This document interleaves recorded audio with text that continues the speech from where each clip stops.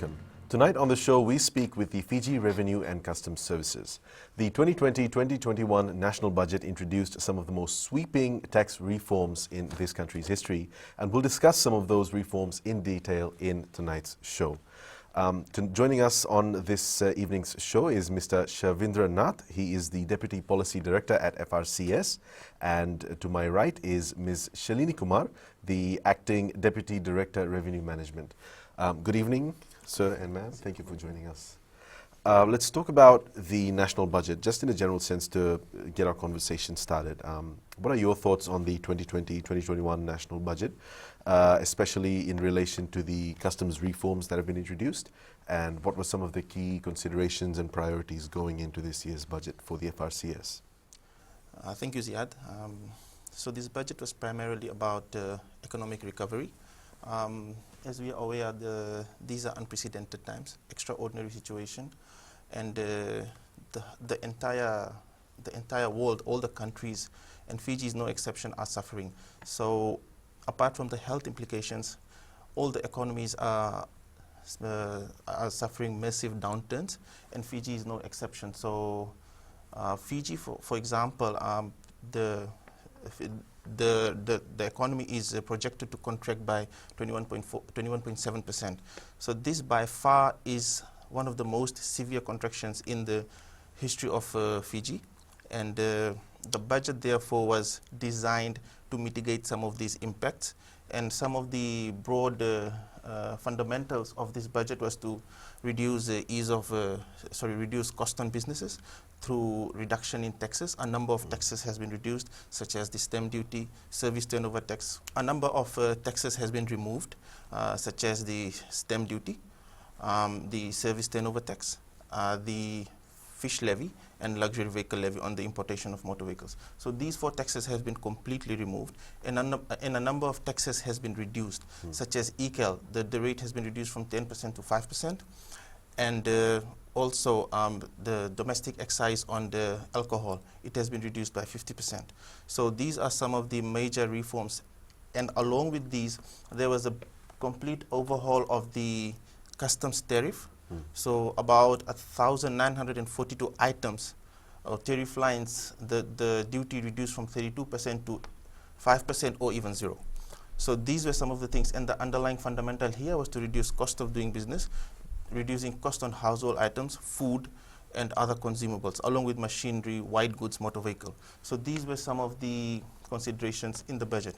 Apart from this, another key consideration was to simplify the tax system and provide targeted incentives, particularly in the tourism sector, promote competitiveness in the tourism sector, and as well as relook at the protection on local or domestic manufacturing, in the view of enhancing consumer choices and as well as product quality. So these are some of the underlying fundamentals that were taken into consideration when the budget was announced. Thank you. You outlined one of the fundamental reasons was simplifying the tax system, and that's something that we've heard a lot about. For someone who isn't aware of how everything is, I mean, I've tried to read some of the legislation myself. It is like it's a really complex system. What can I ask for your comments on what you think the previous tax system was and why there was so much of a need to sort of overhaul this system? So when I say simplification, it's both in terms of the laws itself as well as the processes. So we have simplified some of our key tax laws, such as the Income Tax Act. There has been a rewrite of the Income Tax Act in conjunction with the IMF. We have really simplified it, easier to understand, more detailed income tax law. And then we are in the process of rewriting our VAT Act and rewriting our Customs Act. So these are the major laws which are administered by FRCS, and we are having a relook at it. In addition to the law, we are also simplifying our processes. And these are aligned to the best practices overseas. We have actually rolled out last year, December, our new tax information system. And one of the key fundamentals of the system is e-payment, e-filing. So basically everything you can do from the comfort of your home. The first phase has been complete, whereby the VAT ECAL and FBT. STT was also there, but STT has been removed in the recent budget. So these 4 are already on board, whereby you can register, you can lodge your returns, and you can also pay, and the others will follow suit in the phases coming forward. So it's basically making it more simple, easier to use. You do not have to physically come to the tax office to do so. It reduces the admin cost, and the system itself is designed in such a way that in most of the cases, you do not need a very like a tax expert to help you right now. So it will definitely reduce your cost, your admin cost. You will not have to hire an expert, or most of the things it can be done by yourself. Yeah. Okay, that's interesting. When all of these things happen, I think the implementation of the VAT monitoring system has also been currently put on hold at the moment. So talk to us about revenue management for the FRCS, and whether for you it's going to become more difficult or easier to administer these things. Of course, like I said earlier, the revenue itself has taken a major hit.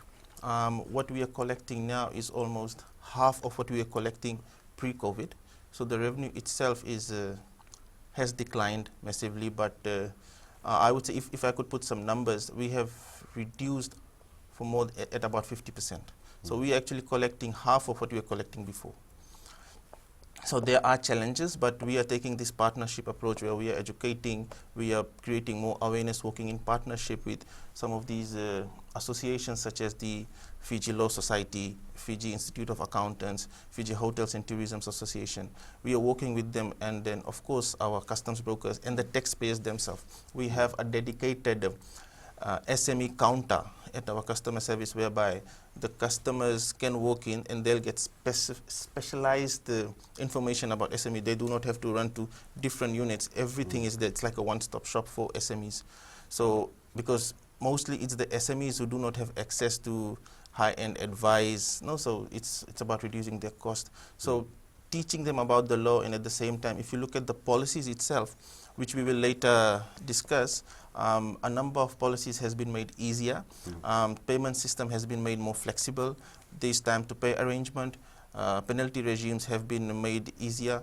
So a number of policies has been put in place in the recent budget, as well as in the COVID response budget in March this year. Thank you. Thank you. We'll have more for you when we come back from our break. Stay with us.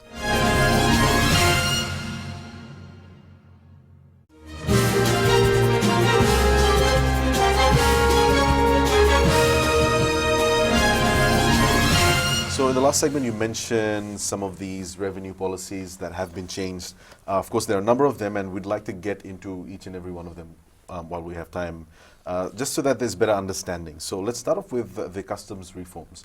And of course, the most interesting one, the biggest one, was the reduction on import tariff on 1,900 items. This has happened for the first time, which is when the tariff has been reduced on so many items all at once. Can you talk to us about why this was done? What was the reason? Okay. It is not a new thing that tariff items are considered for reduction of duty or an increase of duty during any national budget. That's the norm of any country. So as all are aware that during this COVID period, all countries have difficulties in trading across the borders. So this gave the government of the day, and together with, in consultation with the Ministry of Economy and the FRCS, an opportune time to reconsider some of the items that needed to be re-looked at in terms of trade, in terms of constraints raised by the business houses and the business community, the consumers, so that the cost of living and the cost of goods provided to the customers, the unnecessary duty at the border could have be minimized or be avoided completely, so that the economic activities could actually continue, and which was going to be affordable to every individual of this country. So there was a lot of consultations done, and there are about 97 chapters in the customs tariff. There are 97 chapters in the customs tariff. So actually all chapters were visited one by one, and the items were thoroughly looked at in consideration in what way we could work on, either reducing the duty, taking into consideration any protection the industries were being given in the country, and what were not produced in Fiji, what were some of the biggest areas that were like being a deterrent for trade to happen with very high rates of duty. So with all those taken into consideration, each individual lines of the customs tariff was looked at, and then that comprehensive 1,942 items was decided to be either brought from 32% to 15%, or 15% to 5%, or 15% to free, or 5% to free. It was a very humongous exercise, but at the end of the day, like, we managed to deliver that, and this is a very good budget, I would say, in terms of all that targeted sectors that we have done. Firstly, some of the items such as the food products that were like always at the rate of 32%. So there was no justification as to why this is at 32%. You know, it was not even a protection to the local manufacturer. So those things were considered. For example, soya sauce, for example, dried fruits and nuts. Some of them have been reduced to free. Some have been brought down to 5%, so that the rates can be, so that the selling price can be impacted in the market. And then we have the dates, the figs. Then we have gone into other items like hygienic products, bathing soap and stuff, perfumes, imitation jewelries, exercise books, you know, like all those areas have been visited. What were the key considerations for your team when you were looking at the Act? Like, for example, was there focus on reducing the cost of importing items or protecting our local markets? Like, what were some of the key principles? It was a very holistic, 360 kind of approach. Of course, we had looked at the protection to some extent, because it keeps on like employment in place, and there's a contribution to the economic and the social society as well. The main aspect of these was reducing the cost of doing business and ensuring that reduction in the cost of doing business is actually passed on to the final customer. You know, some of the items that have stringent or very high rates of duty are actually not manufactured and available locally. And still are at a very high rate of either 15% or 32%. So all that adds up to the final cost of the goods. And then looking at the COVID-19 measures, the government had currently, they are putting it in place. One of the main things here is to make sure that things are available to an individual in a household at a price that they can actually get it at, you know, taking into account taking out all the excessive cost that is associated with that import unnecessarily. So all that exercise was done. So I can guarantee it was at 360, taking into account the economy, the trade, the local producers and manufacturers, the impact it's going to have on the consumers, etc. So, I mean, what it sounds like is there was the no one-size-fits-all policy that you just applied to every single, each and every, I guess, weighed what the ideal reduction would be for each and every category of item, right? And in that, so what was the key consideration? Because you've mentioned that, you know, you wanted these changes to benefit ordinary, you know, Fijians and businesses, and do you think that you've done that successfully? Well, yeah, we have actually gone to that extent, but as far as the carrying of that reduction in the cost of doing business, etc., to the final customer, that is something that we have actually worked on now. There is going to be a partnership between FCCC and FRCS. So works are already underway. They are going to be, there's a process in place in which we are going to ensure that this is actually carried out.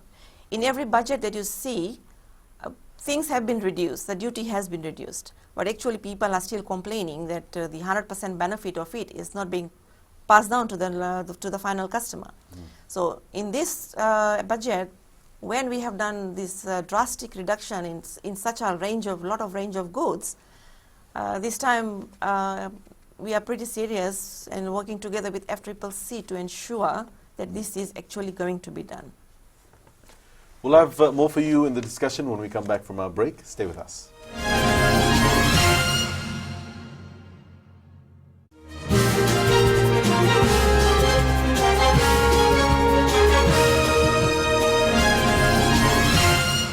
left off our discussion in the last segment about how the budget and its various reforms and policies were intended to, I guess, stimulate investment and activities within the country.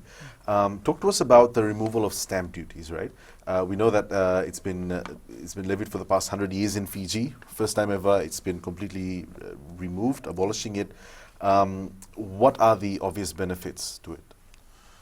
Okay, so stamp duty, I would like to give a background of what stamp duty or how stamp duty was administered in the past before it was removed. So stamp duty is basically levied, it's a tax on legal documents. It was administered under the Stamp Duties Act, and there were various rates and various charges applied to. We would call, in taxation jargons, it was called instruments. For example, if you were buying a property, and you have a sale and purchase agreement, so the buyer would pay a certain amount of stamp duty at FRCS based on the purchase price of the agreement, the purchase price of the property. Similarly, it was levied on tenancy agreements, rental agreements. The tenant would have to pay stamp duty on the amount of the rent. So it had a mechanic of calculation, and then a certain amount was paid based on the rental amount. Similarly, it was charged on mortgages for loans taken from the banks, even for refinancing. It was also charged on motor vehicle transfer, second-hand motor vehicle transfers. Actually, it was charged on more than 80 items. There were 80, I have named the few major ones, but it was actually charged on more than 80 instruments. So what has happened in this budget is this has been completely removed. In the COVID budget, it was certain policies were amended, such as stamp duty on mortgages was reduced, but in this budget it was completely removed. So this hinges from the, like I said, the total fundamentals, the key fundamentals of the budget was to reduce cost of doing business, ease of doing business, and so for example, this so now you don't have to physically come and get your documents stamped. You do not have to pay. So at the end of the day, there is more money in the pocket of the consumer. Of course, there was some exemption in place before. Like for example, if you're purchasing or if you're purchasing your first residential house, so you wouldn't pay stamp duty on it. SMEs whose turnover was less than $500,000 annually, they would not pay stamp duty. But now the entire Stamp Duties Act has been repealed. So of course, the idea behind it was to reduce the cost of doing business. So what happens is, I will just explain in very layman. So for example, a company would save that, say $100,000 or $10,000. They can use that money to enhance their business, or they can use that money to grow, or to retain a particular employee, or to hire a few more employees. So what happens? These employees, for example, now they're employed, they're able to afford a restaurant or a hotel. So we would collect it through indirect means. So this is the whole approach of this budget, to reduce these taxes, to remove taxes completely, but at the same time collect it.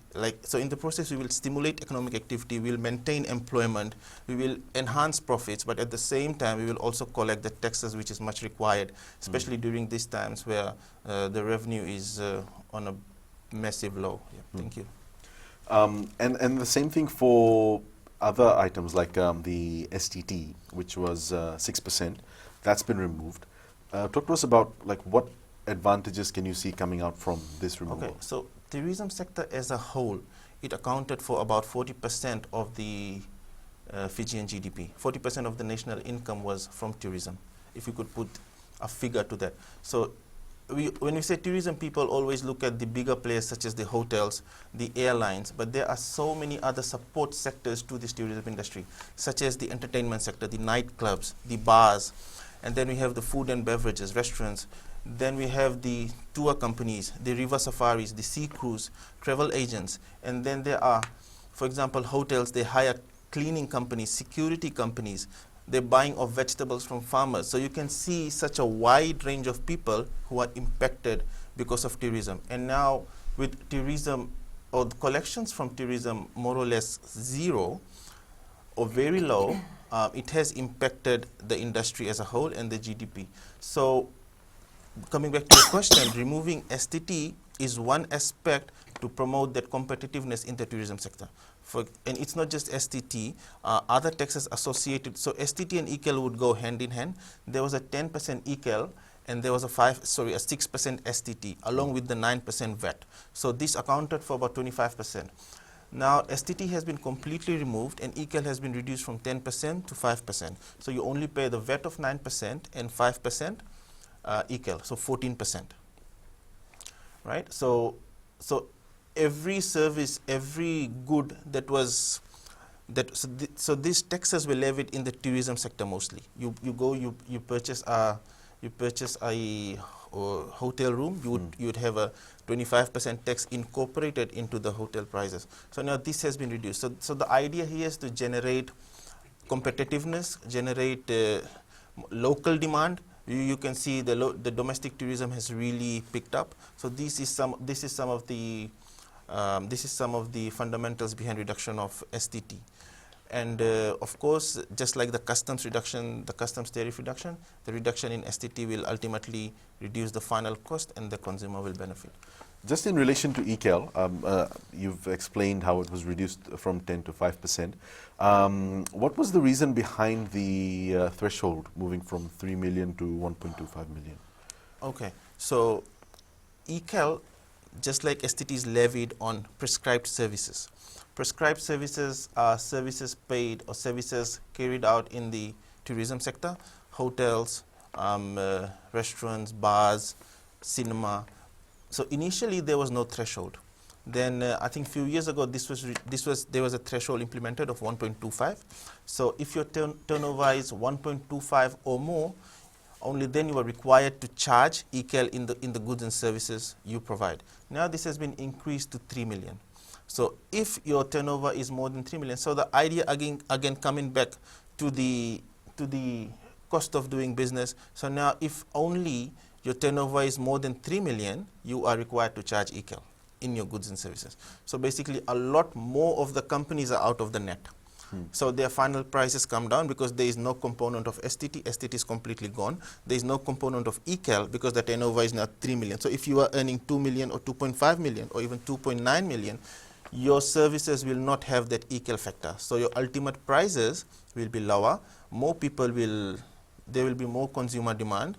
You have more competitiveness, and the ultimate benefit is yours, and of course the consumer, and then finally the government through indirect taxes. So this is the entire approach we have taken when we have reduced taxes, when we have removed taxes, and another one was the increase in the threshold from 1.25 to 3 million. Thank you. When we come back from our break, we'll carry on the discussion on some of the more intricate forms of tax reductions and customs reforms that have taken place in the national budget. Stay with us. We'll be back after a short break.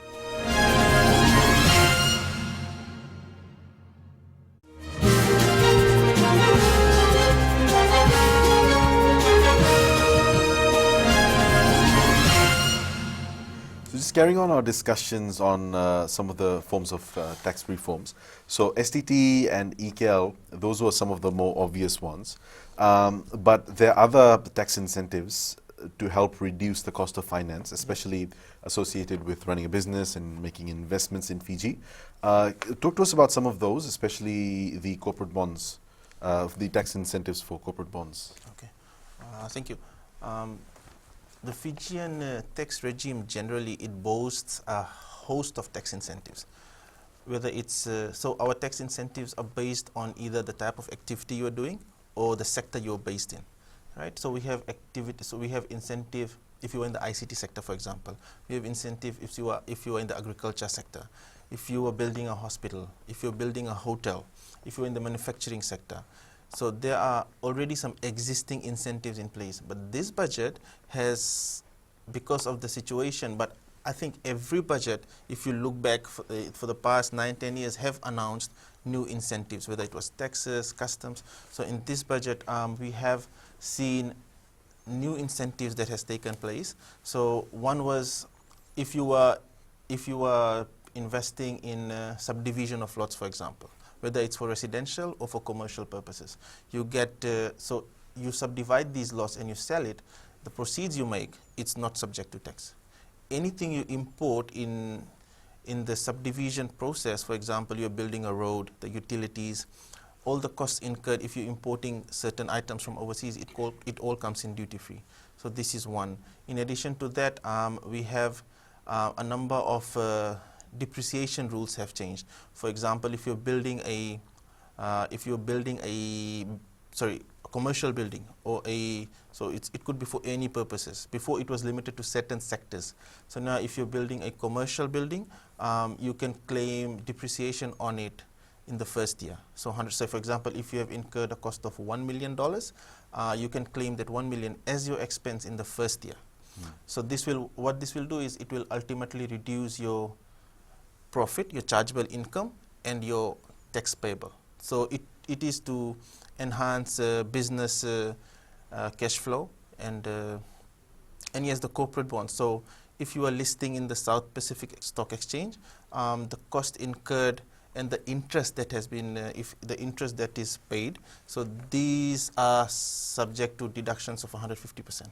So for example, the normal expenses or the normal interest, you can claim 50% extra. So again, what this will do is this will reduce your chargeable income and your ultimate profit, thus less taxes you pay. Thank you. While we're on the subject of reducing costs for businesses, customs reforms also have been promoted as a way of reducing these costs. Let's talk about the concession that was previously given to private individuals in the amount of 400 for importing items. That's been increased to 2,000. What's the policy reasoning behind this?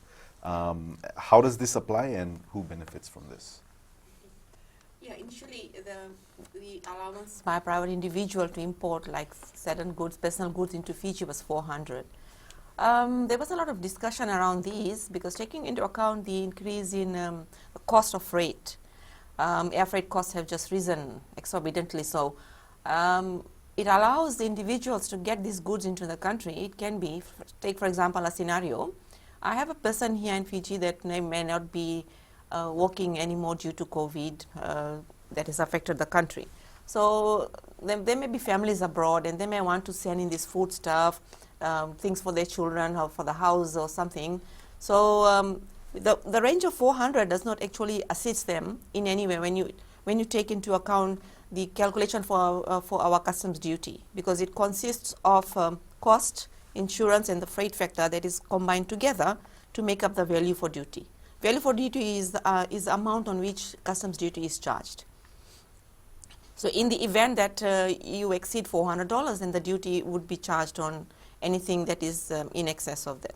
So just for the facilitation of a private individual in dire needs, to assist them to obtain goods easily and quickly, and within that range of the cost of living, we cannot compare the 400 to the 2,000 now. That was quite a long time ago.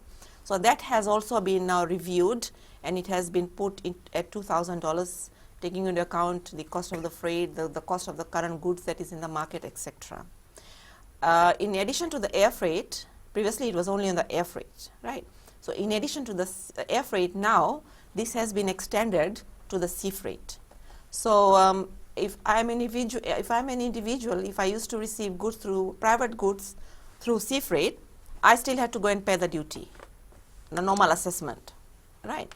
Irregardless of that concession code being in place. So what has happened during this time, the same privilege has been accorded to an individual who opts to import through sea freight.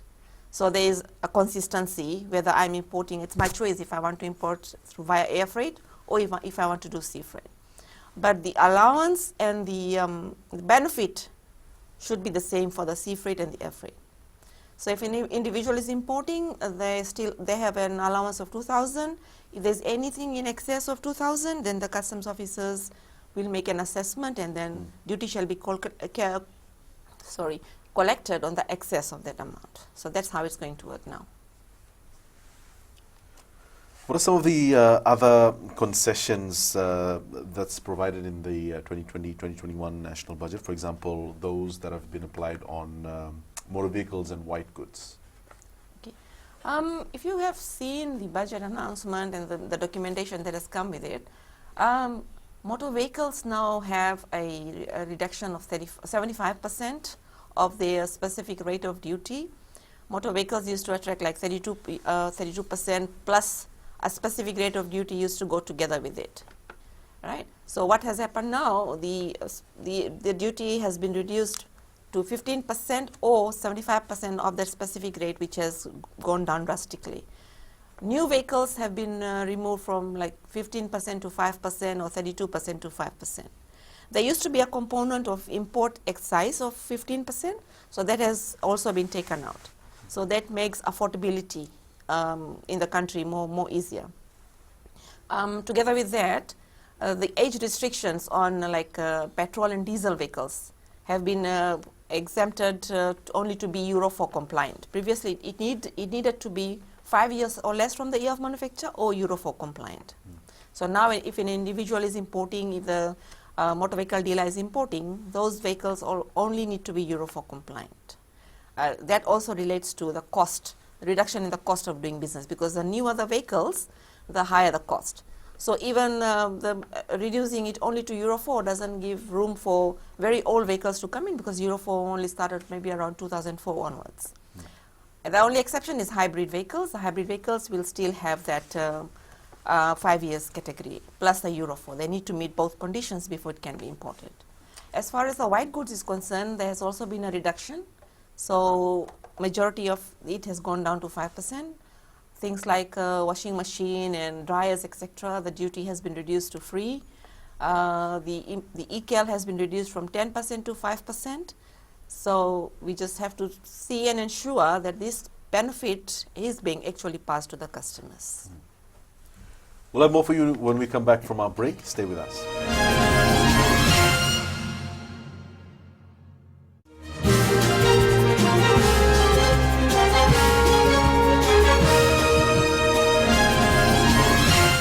Mr. Nath, we're in our final segment. Let's talk about just quickly some of the new investment packages that have been, well, not introduced, but have continued in the 2020-2021 national budget. For example, there's a new package, I think, for subdivision lots for residential or commercial use. There's a new incentive for private sector investment in buildings that the government agencies can use. So if we can just elaborate on that a bit more.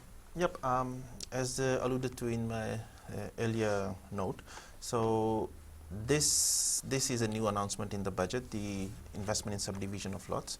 In addition to that, we have an incentive whereby if a private company invests in a building that will be used by the government or an entity approved by the government, there is a process in place before this. So for example, there will be a tender process.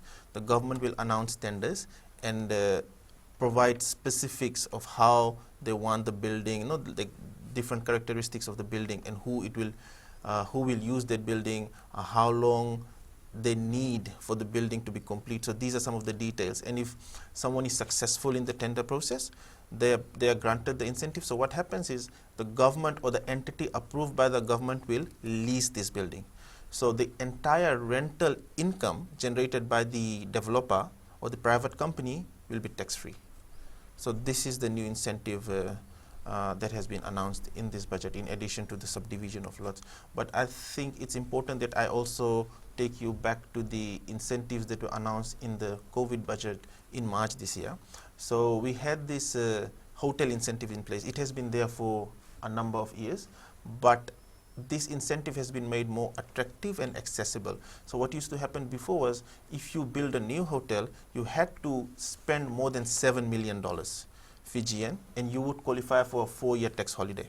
And you would get duty-free on limited items such as plant, equipment and machinery. What has happened in the COVID budget is the 7 million requirement has been reduced to a massive 250,000. So that's a big decline. So you only need to spend a $250,000 and you will get a 5-year tax holiday.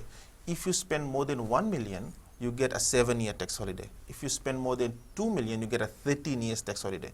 So this is to entice new investment, particularly during these times when investment is really slow. And as far as the customs concessions are concerned, the range of items that can be imported duty-free has been expanded. So in addition to the plant, equipment and machinery, you can your fittings, your furniture, your room amenities, your kitchen amenities, anything you import for hotel purposes or for the building of your hotel or finishing, it will come in at duty-free. So these are some of the new incentives that were announced. But I would also like to reiterate another incentive. I think the take-up for this incentive is the most in Fiji. This is the tax-free region.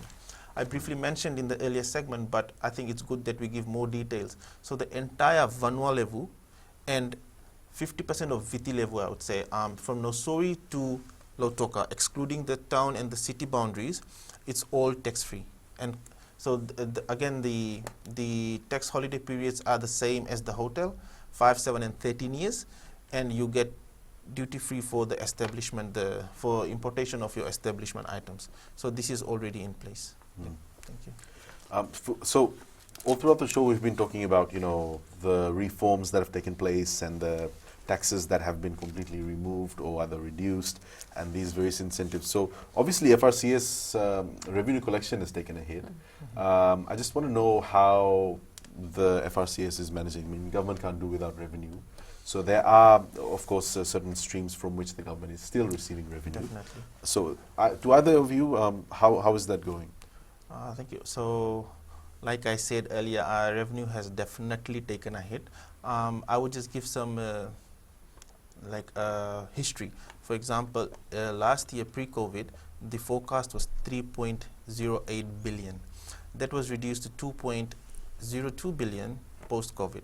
So there was a forecast revision due to the consequences of COVID, obviously. And then this year, the forecast is 1.46. So that's another 33% decline from the forecast, for the revised forecast of last year.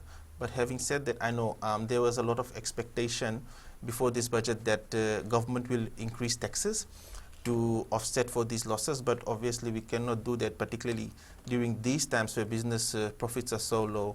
So the only other way to do was to enhance activity, and rather than people spending $5, make things cheaper so that they spend $10 and recoup it through the indirect means of VAT. So we are really hopeful that domestic VAT and another key consideration is, of course, the tourism sector. Like we have reduced a number of taxes, as I said earlier. I missed out on the departure tax. So departure tax is paid by every individual who departs the airport, and before they used to pay $200, so now this has been reduced to $100.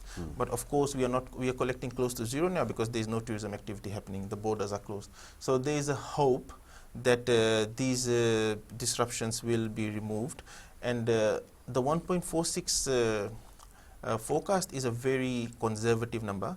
This is if things do not improve. So there are upward risks. We think that if things get better, if borders open, if economic activity revives, of course we will not reach to pre-COVID stages instantly, but to some extent then we should realize more than what we have actually predicted. Actually in the first month, like the government fiscal year starts from 1st of August, 31st of July. So the first few weeks of August, we have seen revenue is more than what we have projected for. Thank you. Very final question. In implementing some of these new measures, you're obviously working with the FCCC that's been given a new set of powers as well. So talk to us about how that's going to happen, just from the perspective of FRCS. Yeah, we have a dedicated team that is in place. We will be working together with the FCCC in regards of which specific areas, like providing that technical expertise to them in areas that have actually seen a lot of duty reduction. Our team will be with them. There is a second month going to happen that one of our expert pool of people will be stationed with them. So what will happen is they'll actually be given our processing Escuda wall, that is the platform on which the customs documentation is done. So that will be provided to FCCC together with some of our officers to go and assist. They'll go to each individual lines to see what are the imports coming into the country. They work on the landing cost of those items, and then of course they must be having some sort of agreement of the marginal prices that is going to come in place. So in terms of that, and that will all determine what is going to be the final product that is going to be sold in the market. Of course, I understand, and everybody understands, that not everything can be put on the price control listing. But however, since all these powers have now being revamped again to ensure that the actual benefit is being passed to the customer, this exercise is going to be carried out. And then the landing cost is going to be documented. So if there's any customer who wants to come and have, they feel that they have a complaint about the price of the goods not being reduced, they can always come to us or FCCC, and then we could walk through that landing cost to see whether actual justice was done. But one important thing that everybody needs to understand, that we have seen coming in the news, or the people have been voicing out, that the actual reduction in the prices has not happened as yet. We all need to understand that the effects of the budget come after the budget announcement on the actual goods that arrive after the budget into the country. Whatever is already in the markets, on those goods duty has already been paid. So that is beyond the control now. That is already done and out in the markets. The implementation will come effective from 18 July, the date after the budget was announced. Any new goods arriving into the country, or any goods which are still in a bonded warehouse on which customs duty hasn't been paid. So that we all need to understand. But of course, these powers that is with FCCC now, FRCS is in full partnership with them, and it is hoped that all parties will work together, including the business community, to ensure that the vision of the government, to ensure that the actual benefits of this budget and the breakdowns of the reduction in the tariff is actually passed into the whole economy. FRCS has had, certain revenue collection issues in the past as well, but as you've said, at the moment, what you're seeing is it's better than what was initially projected. Do you foresee that you'll have better compliance, especially by businesses? So FRCS is taking this facilitative role. We are working, as I said earlier, we are working in partnership with a lot of stakeholders. We have enhanced our awareness and our education. We have made things simple. We have made things easier. We have got our standard interpretation guidelines. These are documents which further supplement the tax laws, very layman, so that people can understand that the legal text sometimes can be a bit difficult. So we have carried out a lot of measures to enhance compliance. The idea is to have voluntary compliance, because there is a lot of people who want to comply but are not aware. So it's about educating, it's about teaching people what steps to take. So this is something we have shifted our focus onto. But having said that, I know that things are difficult at this time, and even the penalty regime in this recent budget has been relaxed. So before we had a 300%, as high as 300% penalty on VAT evasions, and as high as 75% penalty on income tax audit related. So this has been reduced to 15%. But having said that, this does not mean that you have that tendency to not comply.